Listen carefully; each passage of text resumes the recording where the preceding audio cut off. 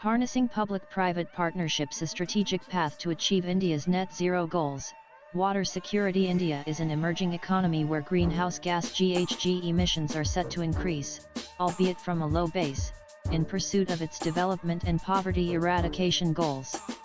India's historical cumulative emissions from 1850 to 2019 amount to less than 4% of cumulative carbon dioxide emissions of the world from the pre-industrial era, despite being home to 17% of the world's population.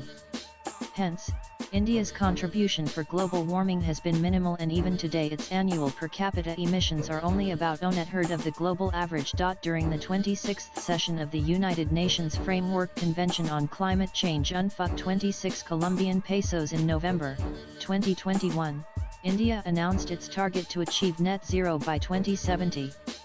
India's long-term low-carbon development strategy is based on the principles of equity and climate justice and the principle of common but differentiated responsibilities and respective capabilities. Water conservation is essential to India's net zero ambitions, given its deep influence on the environment and society. As a country largely dependent on agriculture, industry, and domestic use, India is confronting significant water scarcity issues that are worsened by climate change and rising population. Large parts of India are already close to a crisis as the taps are running dry.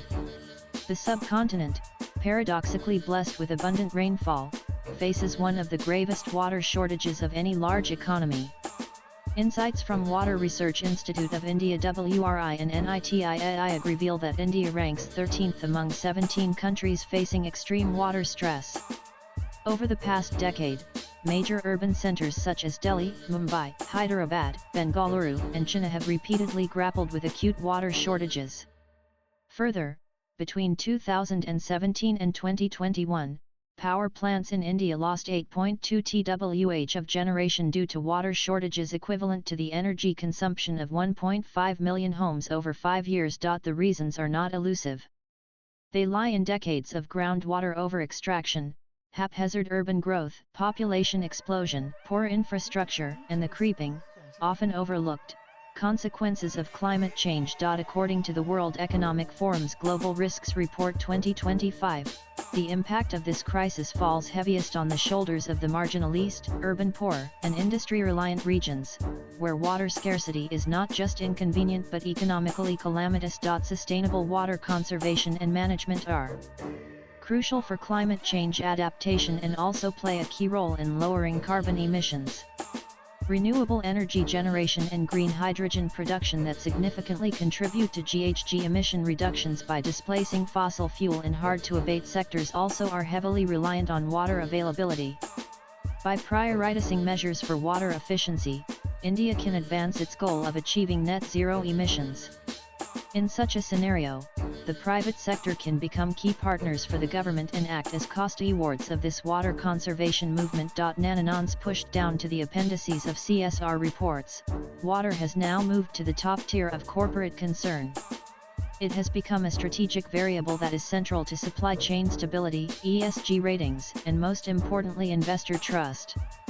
Further, many strategies of the private and public sector corporates for achieving their net zero targets are directly or indirectly connected to water management. India's policy regime is also gradually catching up. SCBI's Business Responsibility and Sustainability Reporting (BRSR) framework now obliges companies to disclose their water usage and risks. Yet regulation alone cannot repair aquifers or replenish rivers. What is needed is a transformation in how businesses engage with water, starting with how they value it. Across the globe, large corporates are setting ambitious sustainability goals ranging from net zero commitments to circularity targets. Amazon, for instance, has made significant progress in clean energy adoption, becoming the world's largest corporate purchaser of renewable energy. Its operations are increasingly powered by wind and solar farms, including new projects in India. The company has also undertaken robust waste management efforts, cutting down single-use plastics in packaging and promoting reusable delivery options in key markets. Water, too, is emerging as a crucial frontier in this sustainability journey. Businesses are beginning to shift from being consumers of water to custodians of it. This new water ethic rests on three foundational pillars: operational efficiency, ecosystem replenishment, and collaborative governance. On efficiency, technology is making the invisible visible. Smart metering, leak detection systems, and real-time water monitoring are enabling companies to reduce usage and minimize waste. On ecosystem replenishment, private sector's water stewardship efforts are exemplified through projects such as lake restoration projects in Bengaluru Yamare Lake and Hyderabad's Sai Reddy Lake, by Amazon in collaboration with Securi. These lakes, considered vital lifelines for their respective cities, had long suffered from neglect, sedimentation, and flood risks due to urban sprawl.